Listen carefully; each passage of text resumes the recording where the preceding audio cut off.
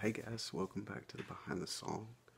I'm going to do two tonight because I feel like they correlate.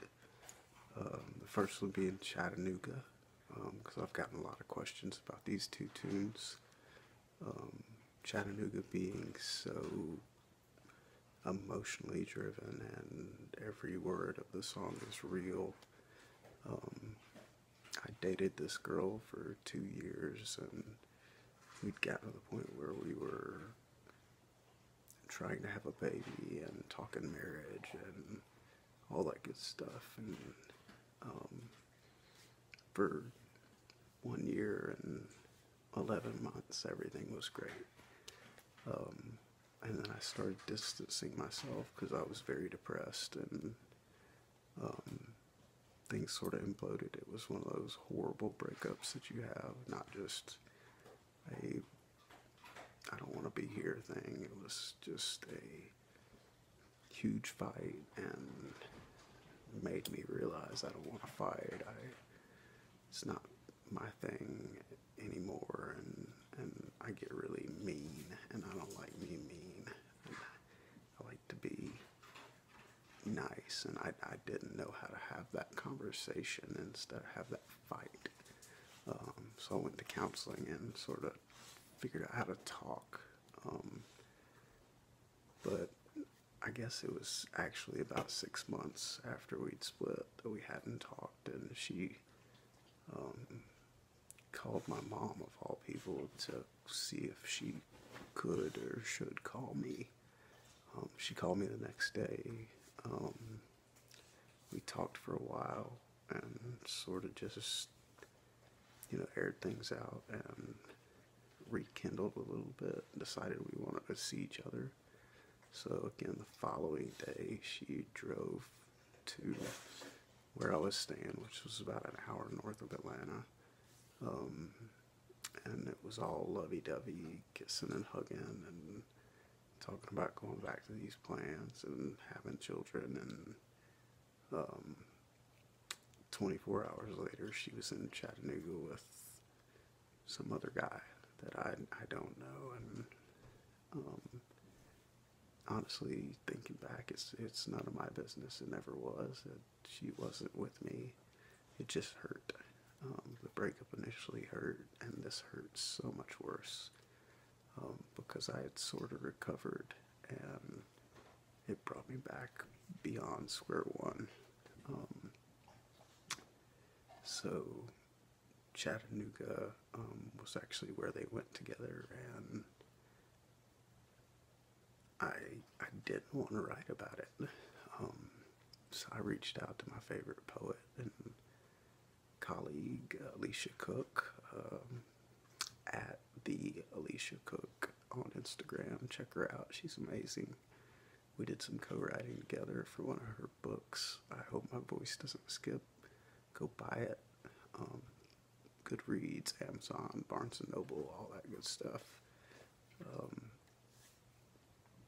And I'll never ever forget what she said, and I never thought about things this way, but I told her I didn't want to write a sad song. I didn't like sad songs, and I was afraid it was either going to be a sad song or an FU song, and really didn't want to write the latter. And she said, you don't have to share it, which I never thought about, never crossed my mind. And that sort of opened up a possibility of having this come out. So that night I sat down, I wrote this song, and ended up getting something I really loved out of it. Sorry. It took me about 30 minutes to finish the song, and over the next 6 months or so, the composition changed. But like I said, every word of the song is true.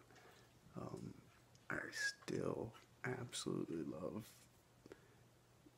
my ex, and it opened my eyes to the facts that all of my exes along the years have somehow shaped my life, and I loved all of them for it. And there was no reason to cut communication. It was just a need to set a boundary on that communication. So I reached back out to a lot of them and just began a new friendship and a mutual respect and adoration for what they'd given me and the way they shaped who I am now. Did a lot of counseling to learn how to listen and talk, and I didn't know what I was doing wrong because my folks yelled, and I just assumed that's how you resolve things. But after writing Chattanooga, it was like that whole burden of carrying this hope was lifted off of me. And I hope you hear it in the song. I hope you can relate a little bit, but not too much, because it's kind of heavy. But, you know, at some point, there's that trust issue where you can't come back from a point. And that's what Chattanooga's about. So check out the song, subscribe, get the notifications, put them all on. Just don't subscribe. And check out all these videos. This was behind the scenes Chattanooga. Up next is Forgave Her For Me, because it sort of ties into the next step of this emotional recovery that I've gone through over 2 years now. But I hope you enjoy it. Thank you, Alicia. This never would have been a song without you, and it's honestly one of my favorites ever. But I love you guys, and I hope you have a great night and great day. Hope you're not going insane, but the whole quarantine coronavirus thing, and I'll see you guys soon. Love ya.